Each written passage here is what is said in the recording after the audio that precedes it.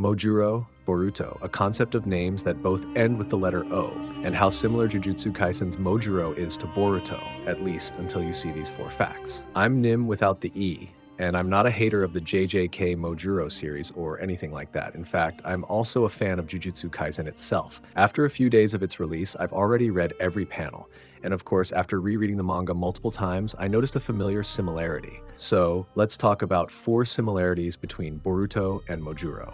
First of all, this might actually be the very first video where I discuss something other than Boruto, because from the very beginning of this channel, I've only focused on being a Boruto addict, which means I have a pretty reasonable excuse, my knowledge of Boruto itself. So yeah, Jujutsu Kaisen Modulo or Mojuro is the latest series by mangaka Gege Akutami, a series with the concept of life after the long story of Jujutsu Kaisen officially ended. And it turns out the Jujutsu Kaisen world didn't completely close there. Tsurugi Okotsu and Yuka Okotsu are the grandchildren of Yuta Okotsu, the legendary sorcerer, and Maki Zenin, a fierce fighter who refused to bow down to her clan's curse. In other words, Mojuro is the newest manga title by Gege Akutami, representing the story of children named Tsurugi and Yuka. Or simply put, Mojuro isn't a character that exists within Jujutsu Kaisen's original story, but rather a spin-off titled Mojuro, continuing the JJK saga decades after the Shinjuku Showdown arc.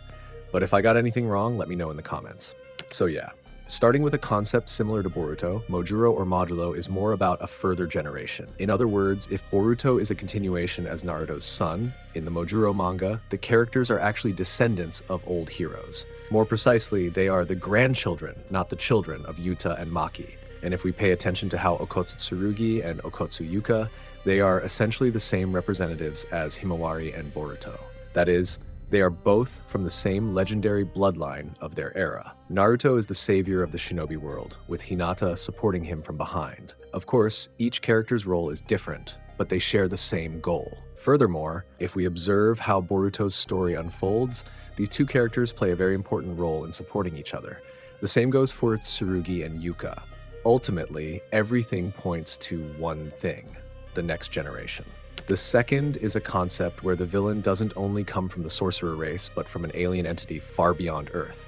And if in the Boruto universe it is the Otsutsuki clan who serve as the main villains, in the Jujutsu Mojuro spin-off series, the villains are no longer sorcerers from Earth, but instead come from a planet very far away from Earth. And of course, up until now, I'm still not sure whether they are considered sorcerers as well or not.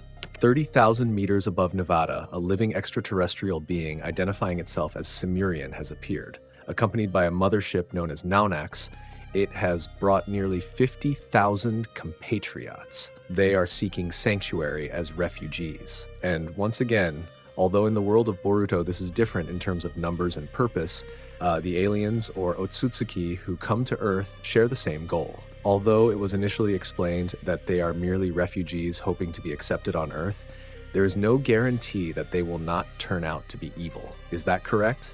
However, as foreign entities originating far from Earth, they undoubtedly have their own ambitions that we cannot simply conclude so easily. Ultimately, the Simurian race, a branch of the Otsutsuki race, is a race originating from the same place. Third, if we compare various aspects, especially their appearance and attitude, the villains from Mojuro have a similar form to the Otsutsuki. Just take a look, guys. In this latest series, they have 2 horns and 1 eye on their forehead. And of course, this is the same as Momoshiki, who is also from the alien race. Fourth, in Boruto manga chapter 26, we can see a familiar similarity with Mojuro manga chapter 1. In Boruto manga chapter 26, it is explained that Amado and Jigen are conducting an illegal experiment. An experiment to find the ideal and perfect vessel for Ishiki's karma.